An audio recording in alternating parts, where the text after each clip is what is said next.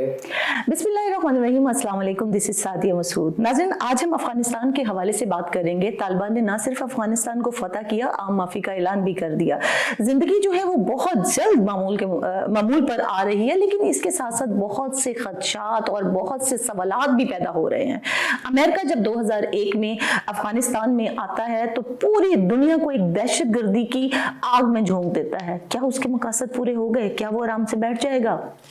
India जो है, जिसने यहाँ पर 400 के करीब प्रोजेक्ट स्टार्ट किए और आज उसको वो सरजमीन जो है इस्तेमाल करने की इजाजत नहीं दी जा रही, तो क्या भारत अब आराम से बैठ जाएगा? और ऐसी सूरत हाल में पाकिस्तान के ऊपर किस तरह के असरात आ सकते हैं, ये हमारा आज का टॉपिक रहेगा। और इसमें हमारा साथ देंगे सीनियर एंकर पर्सन जुल्फकार राहत साहब। जी अस्सलाम वालेकुम सर। वालेकुम अस्सलाम।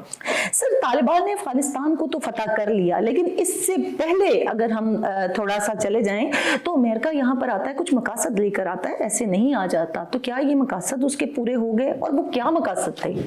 Sadia, thank you very much. मैं समझता हूँ कि ट्विन टावर्स गिरने के बाद अमेरिका ने एक ड्रामा रचाया और उस ड्रामे की बुनियाद पे उसने पूरी दुनिया बदल कर रखी। पूरी दुनिया के अंदर दहशतगर्दी खत्म करने के लिए आया, लेकिन पूरी दुनिया को दहशतगर्दी की उस आग पे झोंक दिया। 2000 अरब डॉलर यानी अफगानिस्तान के अंदर अमेरिका ने, बरतानिया ने और नेटो ममालिक ने खर्च किए। लेकिन नतीजा क्या है कि आज फिर वहां से वो भाग रहा है अमेरिका, और उसको भागने का मौका नहीं मिल रहा।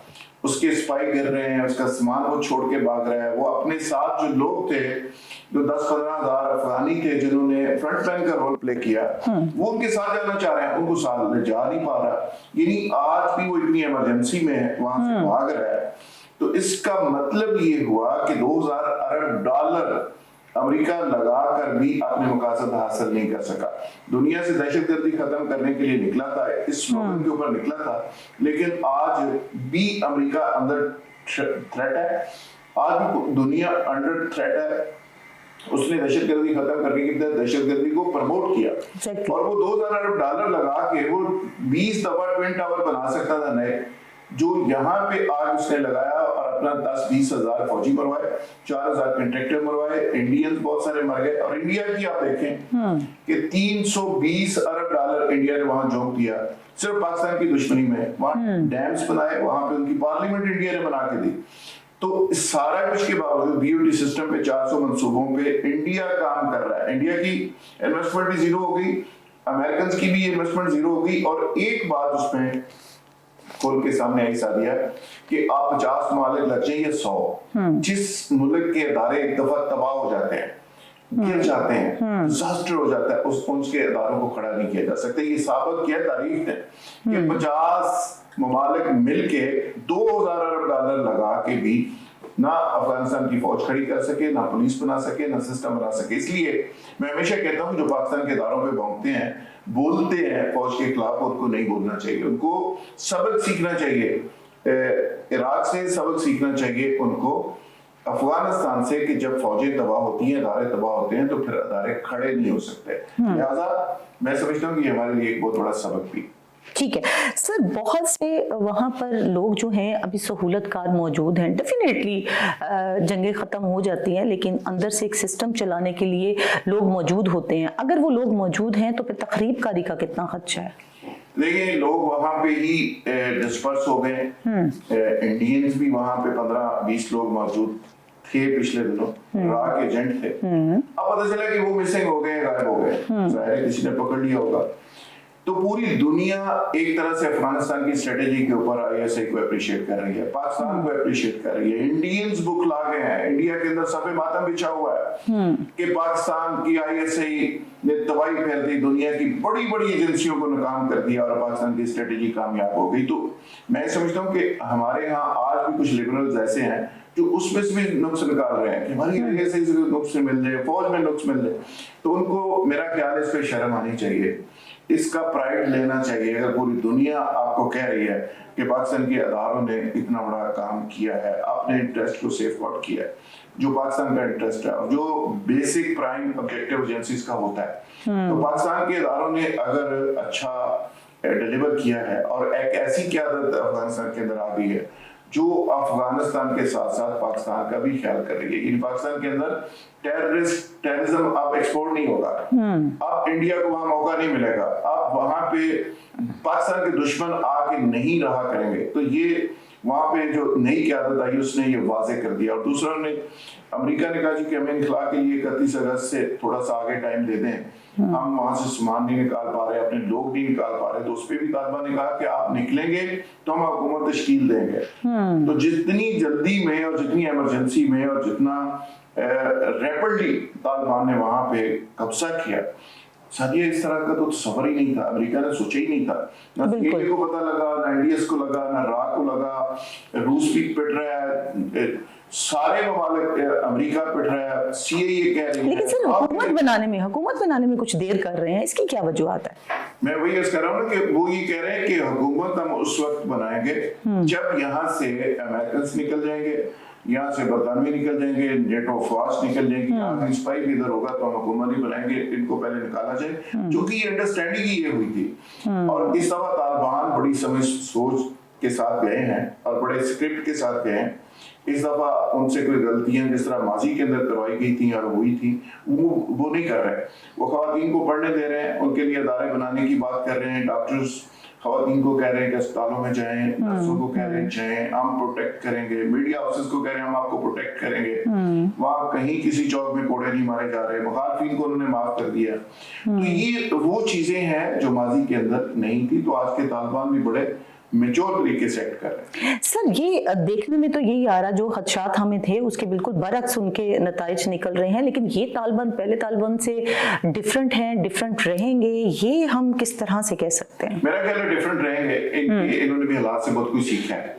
यानी बहुत जब बंदा मार खाता है, बंदे को एक्सपीरियंस होता है, फील्ड के अंदर निकलता है, तो जाहिर है पहले आप पहली जमात में होते हैं, फिर 5वीं में जाते हैं, फिर आप मास्टर करते हैं, फिर आप समझदार हो जाते हैं। तो उन्होंने भी जिंदगी के अंदर ग्रेजुअली बहुत कुछ सीखा है। तो बहुत मार खाई है। पहली दफा वो ट्रैप हो गए थे, बड़े मुतशद्दद थे, बड़े गुस्से में थे, कोड़े भी मारे, खवातीन को बाहर भी नहीं निकलने दिया। आप अंदाजा करें, कहते हैं उनकी शूरा के अंदर खवातीन होंगी, गवर्नमेंट की फॉर्मेशन के अंदर खवातीन होंगी, खवातीन को पूरा राइट दे रहे हैं, वोट का राइट दे रहे हैं, पढ़ने की उनको सपोर्ट कर रहे हैं। तो आज के तालिबान माजी से मुख्तलिफ है। दूसरा यह है कि वो पाकिस्तान और अपने अराउंड किसी, चाइना से उनके अच्छे ताल्लुक हैं, कतर से ताल्लुक है, पाकिस्तान से ताल्लुक है, ईरान से राब्ते हैं, सऊदी अरब से राब्ते हैं। तो वो सारे ममालिक के साथ एक उनकी डिप्लोमेटिक कोऑर्डिनेशन भी है। तो मेरा ख्याल है कि आज की तालिबान माजी से बहुत मुख्तलिफ है। सर अफगानिस्तान के साबिक सदर जो हैं गुलबदीन हिकमतयार ने कहा है कि हम अफगानिस्तान की सरजमीन को किसी भी तकरीबकारी के लिए इस्तेमाल नहीं होने देंगे, चाहे वो अमेरिका है, चाहे वो हिंदुस्तान है। तो ऐसे में फिर पाकिस्तान के ऊपर किस तरह के असरात आते हैं? एग्जैक्टली वही बात है जो मैं कर रहा हूँ। आप वज़ीर आज़म रहे हैं वहाँ पे, गुलबदीन हिकमतयार भी ये कह रहे हैं, जो सदर बनने जा रहे हैं मुल्ला ब्रदर गनी वो भी ये कह रहे हैं। और उन्होंने एक मिशन बना दिया है टीटीपी पाकिस्तान के हवाले से। टीटीपी पाकिस्तान के अंदर जो कार्रवाई कर रही है वो बंद करें और हम उसको अफोर्ड नहीं करेंगे। और साथ ही उन्होंने कहा कि टीटीपी पाकिस्तान को अफगानिस्तान की अंदर रहने की इजाजत नहीं होगी और अफगानिस्तान की जो सरजमीन है किसी मुल्क के खिलाफ दहशतगर्दी के लिए इस्तेमाल नहीं होगी। ये एक बहुत बड़ी तब्दीली है, ये बहुत बड़ी डेवलपमेंट। सर कहा जा रहा है कि पाकिस्तान जो पहले मिसिंग पर्सन थे उनको एक्सेप्ट कर ले या मुहाजिरीन को एक्सेप्ट कर ले और हमारे मुल्क ने ये करने से इनकार कर दिया है। तो फिर ऐसे में इन लोगों का जो है वो फ्यूचर किस तरफ जाएगा और इस बात को लेके पाकिस्तान के ऊपर क्या असरात हैं? मेरा ख्याल है जो अफगानिस्तान का अमन है, पाकिस्तान का अमन उससे जुड़ा हुआ है, इस खित्ते का अमन उससे जुड़ा हुआ है। इवन अमेरिका समझता है, पूरी दुनिया की सिविलाइजेशन समझती है, पूरी दुनिया ये समझ रही है कि अफगानिस्तान के अंदर अमन होगा तो हमारे यहाँ अमन होगा। तो लिहाजा ये जंगें, ये लड़ाइयाँ, ये बरूद का इस्तेमाल, ये बदमाशी, दहशतगर्दी, दौंस-नमली से पूरी दुनिया में अमन नहीं आ सकता। पाकिस्तान ने इसके लिए बड़ा सेक्रीफाइस किया। हमने लाखों फौजी शहीद करवाए, सिविलियन मरवाए, हमने बहुत सारा पैसा जाया किया, अपनी माशरत चेंज कर ली, अपना सेटअप सिस्टम पूरा निजाम हमारा चेंज हो गया, दहशतगर्दी की जद में आ गया। तो हमने बहुत सेक्रीफाइस किया और हमने जो जंग लड़ी है ये पूरी दुनिया के अमन की जंग थी। ये अलग बात है कि पाकिस्तान को इसमें एक्नॉलेज नहीं किया जाता रहा और बहुत देर से दुनिया ने रियलाइज किया। और आज वही दुनिया, वही अमेरिका, वही बरतानिया अपने शहरियों को जस्टिफाई कर रहा है कि जी हमने जो किया ठीक किया। تو یہ وہی ایگزیکٹ پوزیشن ہے جو پاکستان کا بھی کیا کرتا تھا. تو یہ حالات بدلتے دیر نہیں لگتی سعدیہ. کل وہ حالات تھے، آج یہ حالات ہیں. تو میرا خیال ہے کہ چیزیں آنے والے وقت میں بہتر ہو جائیں گی. آپ کو لگتا ہے پاکستان میں امن ہو؟ جی، آپ کو لگتا ہے کہ پاکستان اپنی نئی سمت جو ہے وہ اختیار کر چکا ہے؟ پاکستان بالکل ڈپلومیٹکلی اپنی ایک نئی لائن لے چکا ہے. ویسٹ سے یعنی امریکہ، یورپ اور برطانیہ سے تھوڑا سا ڈسٹنس پیدا کر کے وہ رشیا اور چائنا کی طرف جا چکا ہے. تو میں سمجھتا ہوں کہ یہ ایک واضح ڈائریکشن ہے، اور یہ ڈائریکشن بھی حالات نے ہمیں مجبور کیا کہ ہم اس طرف جائیں. چائنا نے آپ سے محبت کی ہے، آپ کی سڑکیں بناتا ہوا پاکستان میں داخل ہو رہا ہے. امریکہ بدماشی کرتا ہوا داخل ہوا تھا، بروٹ برساتا ہوا. تو وہ امریکہ جس سے لوگ ہیٹ کرتے ہیں، وہ چائنا جس کی ایکسیپٹنس بہت زیادہ ہے، کیونکہ چائنا کسی اور مینٹیلٹی کے ساتھ آیا ہے، وہ بزنس کر رہا ہے، وہ اس سوسائٹی سے یہاں سے پیسہ کما کے لے جاتا ہے چائنا. اس کے باوجود 100% ایکسیپٹنس ہے، اور ہم اس کی گلے میں ہاتھ ڈالتے ہیں، جوائیوں کی طرح عزت کرتے ہیں. امریکہ جو ہمیں پیسے دیتا تھا، وہ ایڈ دیتا تھا، لیکن امریکہ سے ہم نفرت کرتے ہیں. کیوں؟ وائے؟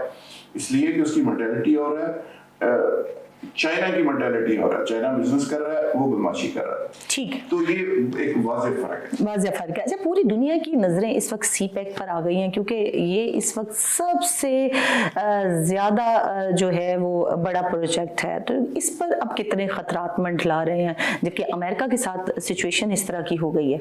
میرا خیال ہے کہ امریکہ نے بہت کوشش کر لی، بھارت نے بہت کوشش کر لی، چائنا اس پہ پوری طرح سے کھڑا ہے پاکستان کے ساتھ. تو میرا خیال ہے کہ سی پیک آگے بڑھے گا. سی پیک کو کچھ نہیں ہوگا.